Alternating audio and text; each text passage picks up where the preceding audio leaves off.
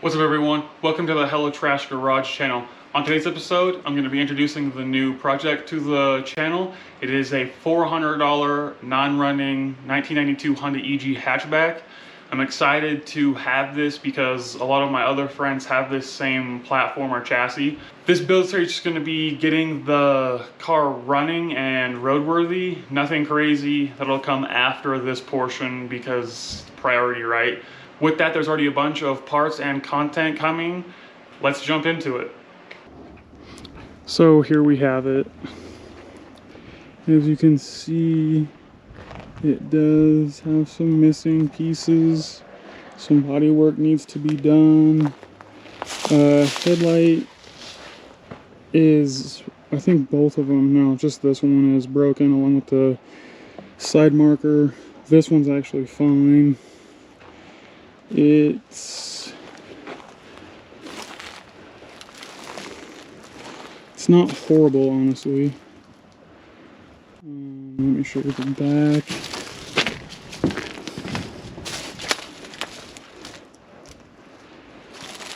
So this is just to give it just to give you a good idea of what it's starting with. It has had some previous body work. It's all cracking. I think it was in the process of getting painted or something because it's missing all the trim. So maybe they took it all off to paint it, or I don't know. I really don't know.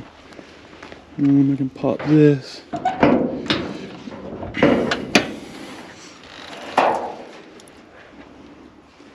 It is the D15B. Supposedly it did have the VTEC head on it, but it was stolen. They took it off. I do think that green plug is for VTEC. I'm not completely sure, honestly. The engine harness needs redone because stuff was like tapped into and cut and weird headlights and yeah. So definitely needs work, but we'll get it. It does have like aftermarket exhaust manifold, emission motor radiator. It has probably eBay coilovers, and I think it has upper control arms if I'm not mistaken. The main reason why the owner was selling it was because he couldn't replace the timing belt. Supposedly that's what I was told, and he was leaving the state like pretty soon, like within like a day or two or something like that. I don't remember. The main thing he said he couldn't do was take off the crank pulley. I'm gonna see if I can get that off and go from there. I'm only doing it because I have this wheel off already and I just wanted to see, and it'll let me know if I need anything else from the junkyard. For now, I just want to see about this, and like if I need, I can obviously tell that I'm gonna need like the timing belt covers and whatnot. So let's see if there's anything else I'm gonna need. I make a list in my phone of every part I need from the junkyard of all my cars so that I don't buy excess things. Like if I'm there and I see headlights for an EG, I'll usually buy both and I'm only needing one, and so it just kind of helps me save time and money is all. That's what I'm trying to alleviate. Okay, so I did try getting it off with the 1/2-inch D-wall impact. It didn't even budge. It is on there pretty tight. I don't want to waste too much time on it. I was just seeing if I could get it off. I will obviously do it later to get all that figured out. It's a good platform to start with for sure. We'll see. Interior's nothing special. I do like that most of it's here. Some gaskets, all this stuff came with the car. I literally haven't touched it in the 3 months or whatever it's been that I've had it.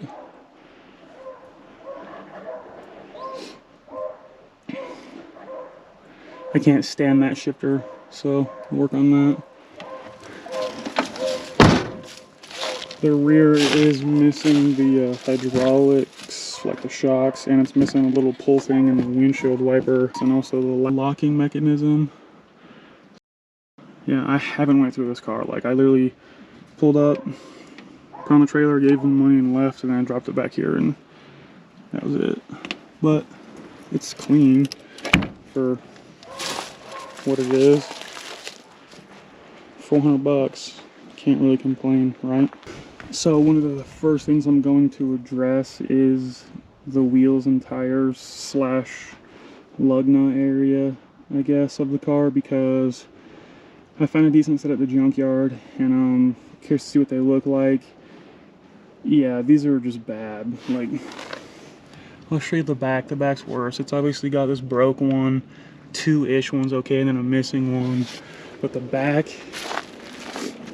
I didn't realize this before, but I need to go back to the junkyard and go to the Integra that I found and get the hubs. I know I can just push these out and get stock ones back in it, but since there's an Integra that already has the disc brakes in the back, I'm gonna just disassemble the one at the junkyard and then put it in this one because I don't like this. So let's get to taking these off and putting the new ones on. Just to take them right back off in the back, of course, but we'll get there. While editing all that, I realized I didn't even show you guys the wheels and tires. I got them from the junkyard, all four for 160 bucks. The front set are 205/50 16s. They're okay. They look a little big because they kind of are. The coil actually snapped the spring on it, so it's just resting on like all that, and then the top of the shock tower literally smashed all the way down. I'll have to get some cheap ones just to get it back on the road.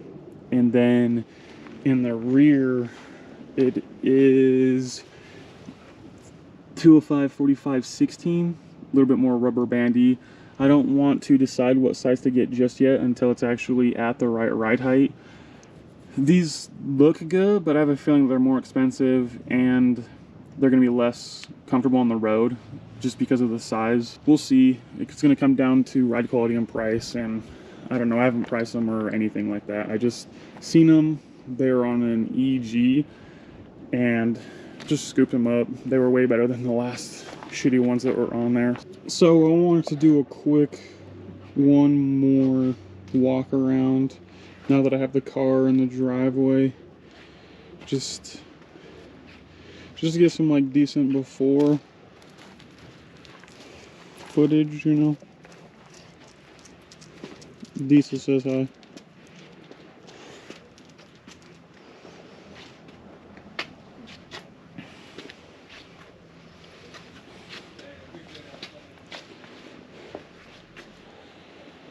I honestly am doing this because I just have a bunch of parts all over for it. So I'm going to do the turn signals, the headlight. We aren't getting any sparks, so I need to look into this distributor and the wiring to it. Fix this wiring, figure out what to do with this wiring harness, that wiring harness, replace the fan right here because it doesn't have a factory plug, and I think just give it a really nice cleaning and see where we can get it. Okay, and a couple days later, I just put the camera down, I was getting to work, it was all kind of boring and tedious.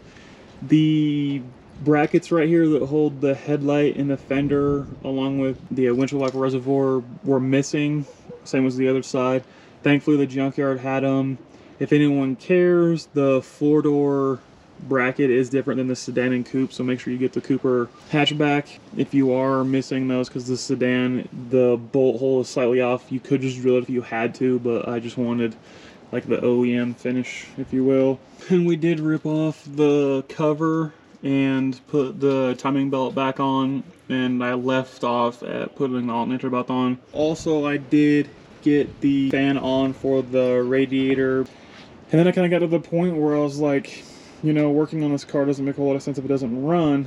So took out the whole engine bay harness, rewired it, got all the broken clips off of it and all the haggardness out. It's all good. It technically, I guess, runs fine. It's just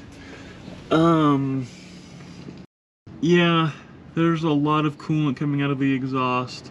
I have it disconnected after a downpipe where it goes to like the 2-to-1, and it's just dumping out right there. Gonna get a head gasket put on order, but the next step is to get the wiring all like situated and actually wrapped, heat shrunk, and all that. With that being said, you guys haven't been able to hear the car, so let's end the video with that.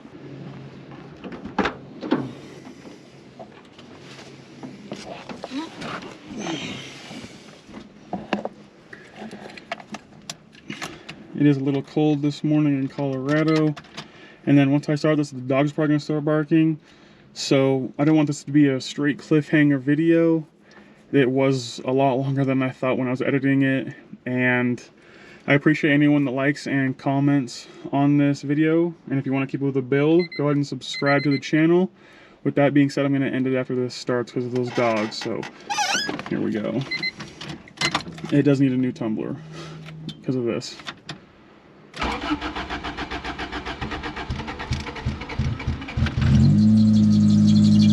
Bell squeak goes away after a little bit, just like that.